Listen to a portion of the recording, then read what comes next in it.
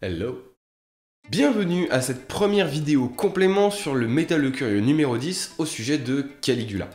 Il y avait un paquet de points que je voulais aborder, l'histoire de Caligula est absolument passionnante, mais en faisant ça je me serais éloigné du propos de base. L'objectif c'était de parler des sources, de la difficulté de les interpréter, et de la manière dont évoluent les connaissances historiques, pas de faire un biopic sur Caligula. Donc, pour éviter de faire une vidéo complètement indigeste, tous ces petits trucs en plus dont j'avais envie de parler, je vais les faire dans des petites vidéos complémentaires qui vont pas dépasser les 5 minutes. Je vais pas non plus débunker une par une les petites anecdotes, d'autres chaînes YouTube l'ont déjà fait, ça m'intéresse pas. Ce qui m'intéresse ici, c'est d'avoir une vision plus globale, enfin d'essayer en tout cas, qui peut expliquer ces idées reçues qu'on a au sujet de Caligula et un petit peu de Tibère du coup. Donc dans cette vidéo, on va parler complot et vous allez voir qu'il y a largement de quoi faire en termes d'intrigue à la Game of Thrones. C'est même un parfait argument en faveur de la vraie histoire est parfois aussi passionnante que n'importe quelle fiction. Pendant le règne de Tibère, il y a un personnage qui intrigue dans l'ombre, acquiert du pouvoir et prend de l'ampleur, à tel point que certains événements de la vie de Caligula, et certaines de ses actions aussi, y sont directement liés, même plusieurs années après la mort de ce personnage. On va parler de la conspiration de Séjan. Il faut bien comprendre que les sources antiques mentionnent Séjan, mais ne lui accordent qu'une importance relative. Et en outre, comme on l'a déjà vu dans l'épisode principal, les sources antiques, c'est pas ce qui est de plus fiable. Donc tout ce que je vais vous dire dans cette vidéo, c'est ce que les historiens ont pu reconstituer en connectant les événements entre eux et en lisant entre les lignes. Lucius Aelianus Seianus, que l'on nomme Séjan, est un chevalier de l'ordre équestre.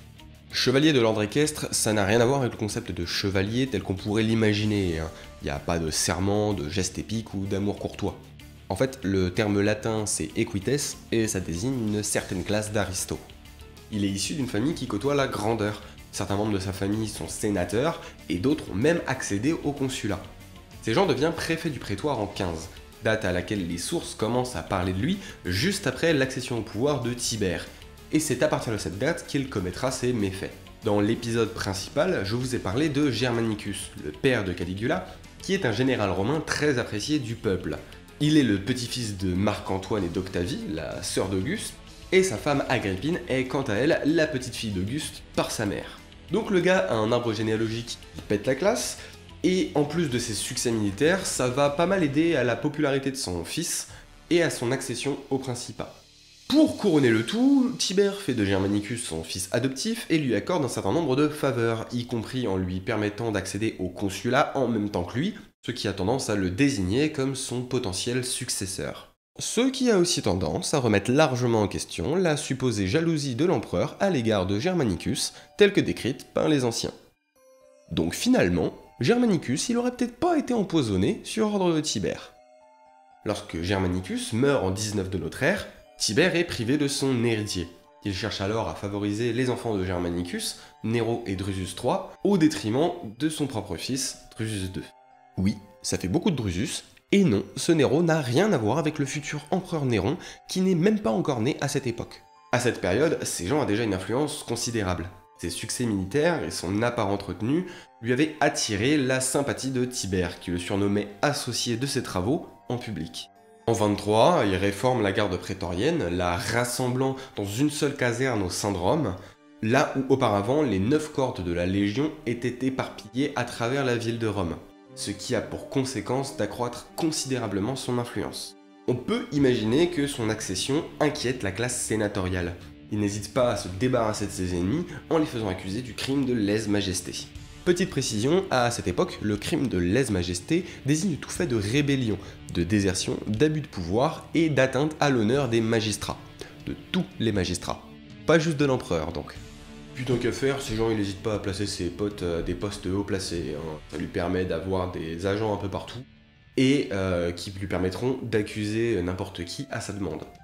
Son influence n'inquiète cependant pas que la classe sénatoriale, mais aussi une partie de la famille impériale. Une rivalité naît entre le préfet du prétoire et Drusus II, dont l'objet était vraisemblablement la régence de Rome à la mort de l'empereur. Cette rivalité arrive au point où les deux hommes finissent par en venir aux mains. Pour se débarrasser de son ennemi, Séjan se rapproche alors de sa femme, Livilla. Il la séduit, puis la pousse à l'adultère. Livilla n'a alors plus d'autre choix que d'aider Séjan, et, en échange d'une promesse de mariage qui ne sera évidemment pas tenue, l'aide à empoisonner Drusus II. En 26, Tibère, fatigué par les intrigues de cour, s'exile en Campanie, puis sur l'île de Capri l'année suivante, possiblement encouragé par ses gens. Parallèlement à cela, Agrippine semble être convaincue de la culpabilité de Tibère dans la mort de son mari. Elle ne lui fait pas confiance et s'oppose régulièrement à lui. Agrippine, elle a un caractère de cochon, inutile de vous dire que ça fait quelques étincelles. Les relations entre cette femme intransigeante et l'empereur ne font que se dégrader au fil du temps, et ces gens en profitent pour exacerber la méfiance de l'empereur vis-à-vis d'Agrippine, plantant et arrosant sans cesse la graine du soupçon. Jusqu'à ce qu'en 29, Tibère donne l'ordre d'arrêter Agrippine et ses enfants.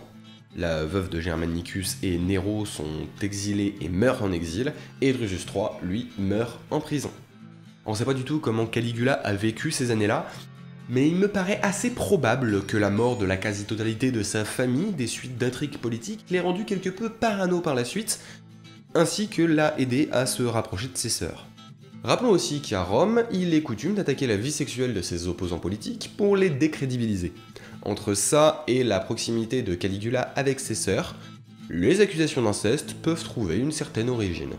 Pendant que la maison de Germanicus tombe en lambeaux, ces gens continuent à monter au sommet. En 31, Tibère le fait consul et lui octroie le pouvoir proconsulaire sur toutes les provinces. On ne sait pas trop à quel moment, ni exactement pourquoi, mais Tibère finit par se méfier de l'ancien préfet du prétoire et soupçonne un coup d'état.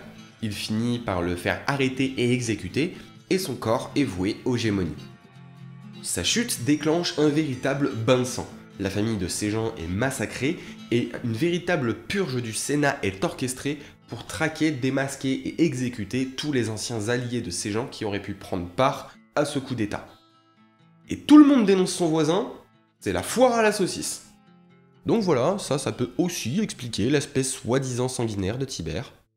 Bref, ces gens, il a quand même un peu foutu le sbeul. Parmi ses anciens alliés, il y en a un qui est démasqué mais pas inquiété. Il s'agit d'un personnage puissant que Tibère ne voulait pas se mettre à dos pour éviter une guerre civile, et ce personnage, on le retrouvera lors d'un complot qui se tiendra du vivant de Caligula.